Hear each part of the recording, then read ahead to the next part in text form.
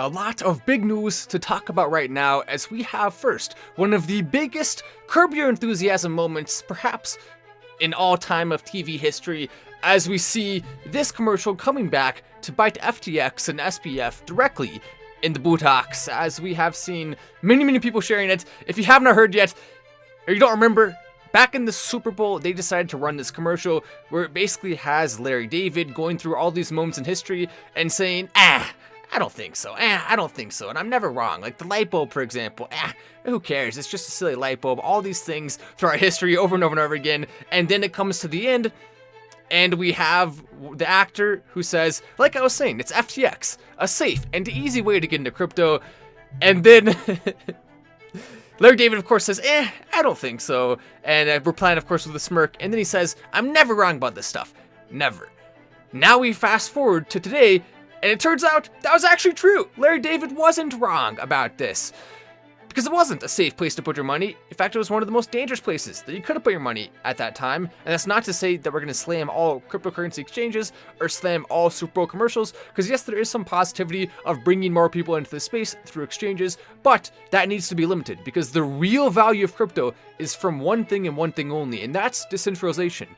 And if you're holding the majority of your crypto on an exchange, then that right there is not adding to the value of crypto. It is still a positive thing, right, that you're holding that, but I would highly recommend holding a larger percentage of your money in cryptocurrency off an exchange. And if you don't want to do that, maybe you just don't feel like it, that's fine. It doesn't really matter that much, but just be careful, because if an exchange ever does go out of business, or ever does go bankrupt, or ever does become insolvent, like what we're seeing right now with FTX, then you're going to wish you had a lot of that money decentralized, as we have some big stories to talk about, though, with the crypto market as a whole. So fortunately, right now, we are seeing a nice sized bounce back for most of the market. Obviously, FTX token, not so much, at only $3.42 right now. But with the rest of the market, Dogecoin is doing well right now. It is continuing to climb back up, and it is not being held down too much by what happened. So we can see Dogecoin, it is now up 17% in the last 24 hours. So a nice turn from its major collapse, along with the rest of the crypto market that we saw in only a short period of time. So to see Dogecoin back at around 9 cents, very positive thing. It bodes well for the future. But what's coming next is really going to shock the world, because not a lot of people fully understand the potential that Dogecoin has right now, as we do continue to watch the crypto market regaining some of its strength. Now here's another question, though. Will we have to endure a little bit more, or potentially a significant amount more, of treacherous waters before we can get to that big bump moment for Dogecoin and other cryptocurrencies will survive beautifully as well, or will thrive, more accurately described, beautifully as well? But take a look at this. FTX, Genesis, major exposure, 7 million across all counterparties, including Alameda. That's a heck of a lot of money. 175 million. That could definitely hurt their bottom line for Genesis. Wintermute, a lot of money in it. Multicoin Capital, Amber Group, a lot of these have major exposure to FTX. Liquid Meta, CoinShares. So we could start to see a ripple effect here, which is definitely the scariest possible scenario. We're hoping that this is not going to happen. There are still different things that are being put in place, but Sam Bankman-Fried himself is trying to come and basically beg people to forgive him for all of his massive mistakes, but that's not going to happen. No one can forgive the things he has done, because they were never responsible in the first place. And not only that, but he massively misused his position, his power. I effed up, he says. So let me make sure this is... Yeah, so we should be good. Make sure the stream is working right. If it's true what Elon Musk said about Santa Boy Coin, no, I don't think he said anything about that.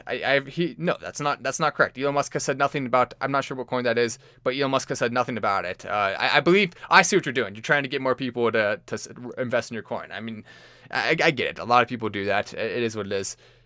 Hopefully, is the stream should be at a high quality right now. Double check and make sure that it is, and let me know. But Sam, he's trying to grovel. He's trying to make sure everyone gives him a second chance. But in the words of BBC, that's not going to happen. I also should have been communicating more very recently, transparently. My hands were tied during the duration of the possible Binance deal. I wasn't particularly allowed to say much publicly, but of course, it's on me that we ended up here in the first place. Now, before I get into the rest of this, to add more context, I think it's important to read the last thing he said first. I was not very careful with my words here, and do not mean any of them in a technical or legal sense. I may have not described things right. I'm trying to be transparent. I'm not a good dev and probably misdescribed something. Not advice of any kind in any way. So basically, Sam Bankman-Fried knows that he broke the law. He knows he broke the law here, and that's why he's scared. That's why he's saying what he's saying, which is definitely concerning, because we don't want to see the crypto community having a bad reputation. We definitely don't. Now, there is some degree of truth to the fact that, yes, it's better he's being transparent about it, and so I will give him some credit for that. But we can just go ahead and read some of these comments here. Never trust MIT whiz kids with your money, says that one. Sir, can you dump Solana next? I'm trying to buy NFTs for cheap. Then, of course, when your friend starts driving 150 mph and says, I should have sold, bro. A lot of people criticizing him. I really hope, for the sake of the industry, there's a way out here that customers don't lose funds. Bro, you scammed millions of people, says Jordan. You're not sorry. Countless people you screwed over. You're only sorry you got exposed. So a lot of craziness is happening right now with SBF. And I certainly hope that he didn't break the law. I certainly hope that we do not see him go to prison. We did not see anything happen. But at the end of the day, if he did, then that's likely what will come. He could be actually going to prison as a result of the things he did, which is just ridiculous. When you have that much money, that much power, all you have to do is just coast and let things ride. Well, what's even the point? You're already a billionaire. You don't need to be investing in other people's money and trying to somehow make more. Just use it wisely and use it right. And if you're going to invest other people's money, then do it in a way that's as efficient and safe as possible, which clearly is not something that he did. But yeah, there's no question about it. Someone said, what do I think about Dogecoin? Yeah, Dogecoin's legit. I think it's cool. I hope it does well. I mean, I don't see any problem with it. I think it's cool to get rewards in Dogecoin. I mean, all credit card companies make money, right? So why not be using one that makes money as a result of also helping Dogecoin some? I mean, I think that just overall makes more sense. But yeah, let me make sure. I'm gonna make sure the stream's actually working, because it's for some reason it's acting a little bit strange. So we'll see and double check about that. But yeah, obviously the elites are trying to take us down. We're exposing them too much. That must be what it is, right? No, I'm just kidding. But that's why I was also off twice, he says. And so were we, which sucks. Anyway, my number one priority right now is doing right by users. Certainly hope he's able to, for the sake of the users, not for the sake of him. I think he's done in the space. He'll never get a chance again. At the end of the day, no one's going to ever trust Sam Bankman-Fried at this point. He does also say the FTX US is in good standing. Can we really trust that, though? I don't know, especially if he tries to use some of the money from FTX US to try to pay off this. He says he's doing everything he can. Could that potentially cause FTX US to be insolvent as well? I just would not trust anything to do with this guy. He's getting a lot of attention for this, a lot of quote tweets as well. Let's go and read what a couple of the quote tweets say.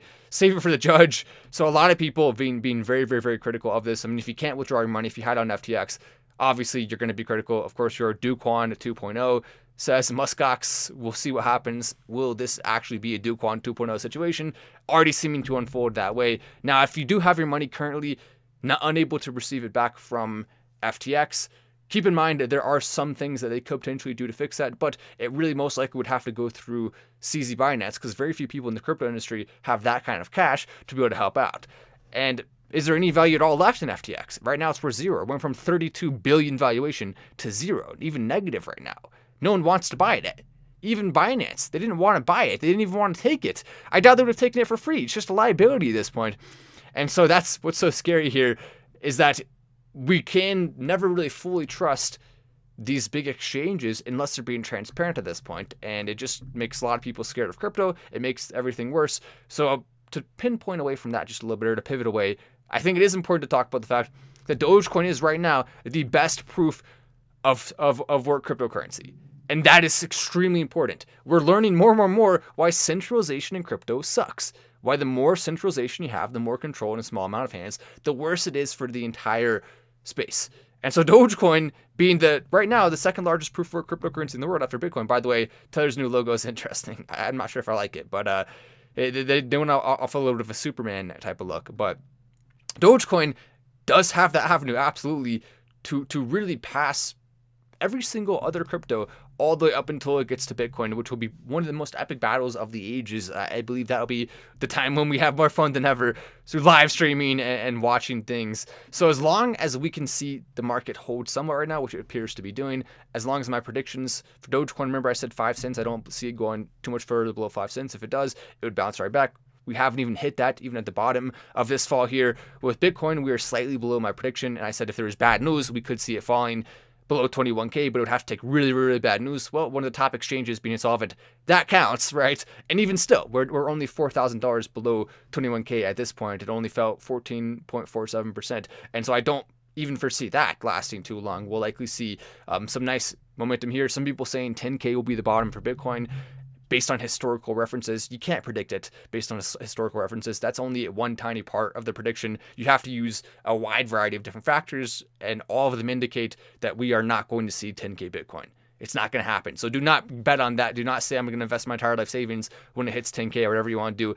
If that's your assumption, then there's a very strong chance you're going to be wrong. And I can tell you right now, not to make a decision based off of that assumption. But Dogecoin, right now, down 1.7% on the hour. Oh no, that's terrible. Should I have invested again in Dogecoin? Says yeah, a lot of people messaging me saying, hey Matt, I wish I had put in more when I was at 5 cents. I told you, I said do it. I said bottom is 5 cents. Now's a good time if you want to be stocking up more on Dogecoin. Even for the first time I've ever done this, I tweeted out buy Dogecoin. I've never tweeted out to buy a cryptocurrency straight up. I'll suggest it, but I was so confident in Dogecoin at 5 cents that for the first time ever, I said buy more Dogecoin. And now, if you did that, you listened to my first ever actual suggestion to buy something, then yeah, you're currently still up nicely, even after the fall. And so that's really beautiful to think about. If you sold at the top and you somehow predicted this was going to have to happen with FTX, which we did, but not fast enough apparently, then you'd be even in a better position. But anyway, I'm Matt Wallace, this is Final Stand, and I'll see you in the next video.